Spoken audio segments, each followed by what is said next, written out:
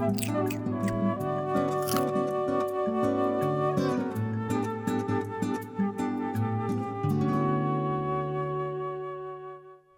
everyone, and welcome to Healthy Bites. Healthy Bites is a collaboration between Nevada County Media and Nevada County Public Health. My name is Shauna Schultz, and I will be your host today. I am a registered dietitian and nutrition educator for the CalFresh Healthy Living program, and I'm really excited to be able to show you healthy and tasty recipes that are family friendly and also affordable. This month we are focusing on fun ways to eat the rainbow, and we'll be using some in-season winter produce. A meal that is centered around fruits and vegetables, promotes health, from heart health to brain health to a healthy immune system, and much, much more. In this episode, we will be making a veggie burger. It is a sweet potato, quinoa, and black bean veggie burger. And this recipe, just for future reference, can also be found on eatfresh.org. All right, so let's go ahead and get started. So the first thing that we're going to do is mash together some quinoa and some sweet potatoes and some black beans. These are the base of the veggie burger, and they come together really nicely with a sweet and a savory flavor. So let's go ahead and grab the sweet potatoes. These sweet potatoes have already been cooked. I left the peels on. The peels hide a lot of the nutrition. They have fiber and vitamins and minerals. Sweet potatoes, of course, are a really good source of vitamin A. So we're gonna take about 2 cups of cooked sweet potatoes. I steamed them, but you can boil them, or you could also microwave them. Just cut them into small to medium chunks and cook them until they're soft and they're ready to go. And then next I have some cooked quinoa. Quinoa is actually considered a whole grain, and what's really great about quinoa is that it's really quick cooking. Other whole grains like brown rice can take a while to cook, but quinoa is really quick to cook, about 10 to 15 minutes. And it comes in all different colors. We're using a red variety here, which is really pretty. So we're going to add about 1.5 cups of the cooked quinoa. And then we also have some black beans. This is 1 can of black beans, and it has been rinsed and drained. You could also use dried beans that you've cooked yourself, and you would need probably about 1.5 cups of them. So we'll go ahead and add our beans. And then we're just gonna mash these together until the sweet potatoes are really nice and broken down, but we can leave some little chunks of beans in there just for texture. It's nice when it all comes together. Now, this is a great activity that you can get the whole family involved in, especially kids. They tend to really like to mash things. I kind of like it too. It's fun. And really, really easy to do. So this veggie burger is actually a really good source of fiber and a good source of protein, and it's a great way to kind of sneak some veggies into your day, especially if you have some picky eaters at home. This tends to be a really favorable recipe. Kids tend to really like it and enjoy it, and adults too. All right, so that looks pretty good. We've got it nice and mashed up with a few little whole beans left in there. Let's get that out of the masher. All right, so next we're going to add some flavor just by adding some garlic and some spices and a little bit of green onion and cilantro. And let's maybe start by adding the spices. So here I have a little bit of smoked paprika, some cumin, and then some salt. There's a teaspoon of the smoked paprika, a teaspoon of the cumin, and maybe about 1/2 teaspoon of salt. So we'll go ahead and add that to our bowl. I'm going to set this bowl aside over here, and we're going to chop some garlic. So we'll use 2 cloves of garlic. I just wanted to show you a fun trick for getting that papery skin off of the garlic clove. You can take your knife and put it flat on top of the clove and hold it nice and sturdy, and then with your hand put it flat on top of the knife and smash down. It feels good. Feels satisfying. Do that to our other one, and you can see that now this papery skin comes off nice and easily. And we'll go ahead and mince our garlic just until it's in nice little pieces. Now you could also use a garlic press. That's also fun for kids to use, and easy way to process garlic without getting your hands all dirty.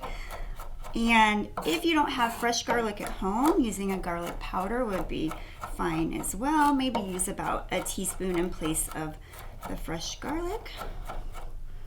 Okay, so that's looking pretty good. I'm going to go ahead and add this garlic into our bowl here. And then we'll go ahead and add the rest of our ingredients. So I have 3 green onions. I just trimmed off the ends, and they're all good to go. You could probably also substitute a red onion. That would be really nice as well. I think it would go good with the other flavors. We're just going to thinly slice it. You could also chop it, and that would be fine. I love green onions. They're my favorite type of onion. They add a nice little crunch as well. Even after cooking, there's some nice texture there. All right, that looks pretty good. So we'll add our green onions here. And then our last ingredient is some cilantro. I love cilantro. It's one of my most favorite herbs. Adds a lot of great flavor. The nice thing about cilantro is that you can use the stems, so you don't have to spend a lot of time picking off each little cilantro leaf. The stems are edible and they taste just fine. So we're just going to do a rough chop with the cilantro, and it's about a half a cup. You could use less, you could use a little more if you wanted, and that would be fine. All right, it's all ready to go. I'll add that in. All right. So now we have all of our ingredients in this bowl. We're just going to give it a good mix until it's nice and combined. We want to get all those spices dispersed, and the garlic and the cilantro and the green onion. And notice how beautiful these colors are. So when I think of eating the rainbow, I think of just eating all the colors of the rainbow, and each color offers different nutritional benefits, different vitamins and minerals. So we have a lot going on in here. Vitamin C, vitamin A, we've got fiber. The beans add iron and zinc. So really, really nutrient dense and pretty to eat at the same time. All right, so everything is pretty well combined here. And the next thing that we're going to do is we're going to form the mixture into patties, and then we can bake them. So let me grab my baking tray here. This baking tray is lined with parchment paper. You could also just lightly oil it with a little bit of oil or cooking spray. I love parchment paper because it makes for super easy cleanup, and things really don't stick to it, so it's nice to use. All right, so what we're going to do is form a ball, and this is about, I don't know, maybe about a tennis ball size, and then we'll just flatten it with our hands and we'll put it down. You should be able to get at least 6 patties out of this mixture. Depends how big you want to make your patties. You can make them really any size you want. You just want to keep that size consistent. So when you bake them, you don't have some that are underdone or some that are too well done. So just keep them consistent. Flatten that. Put that down. And then when you cook these, you will bake them at 400 degrees. And you'll start with 15 minutes, and then you'll take them out. You will flip them and cook them for another 10 to 15. You just want them to be browned on both sides. You can use a regular oven, you can use a toaster oven, you could even cook these in a skillet. You would just want that skillet to be nice and oiled a little bit so that they don't stick, but it would be fine. All right, so these are all ready to go in the oven, and they'll need to bake again for 15 minutes on one side and then about 10 to 15 minutes on the other side. Okay, so here is what our finished product looks like. We have a cooked patty here, and I'm going to serve it on a whole grain bun, but you could use whatever you like. To finish it off, we're going to make a quick chipotle aioli, which is really just a fancy name for a mayonnaise sauce, but it's very simple to put together, and it really kind of elevates this veggie burger and makes it even more exciting than it already is on its own. So I'm going to show you how to make that, and then we'll be all ready to go, all ready to eat. So here I have about a 1/4 cup of mayonnaise. Now you could also use a plain yogurt if you wanted to choose a healthier option. Just a nice plain yogurt would be really tasty as well. We're going to add about 1/2 of a lime juiced, and a good trick with your citrus fruits, especially lime and lemons, to get more juice out of them is just to give them like a quick roll with your hand on a hard surface, and it kind of breaks down the cell walls of the skin and get a lot more juice out of there. Right. Now I've got my juicer here. You could just use your hands, that would be fine. Right, so I've got about 1/2 a lime in there. And then to really kind of spice it up, we're going to use some chipotle in adobo, which are really just like smoky peppers in kind of like a vinegar garlicky sauce. You can find them at the store in a can, sometimes in a jar. Typically they would be found wherever the Mexican food is in your grocery store.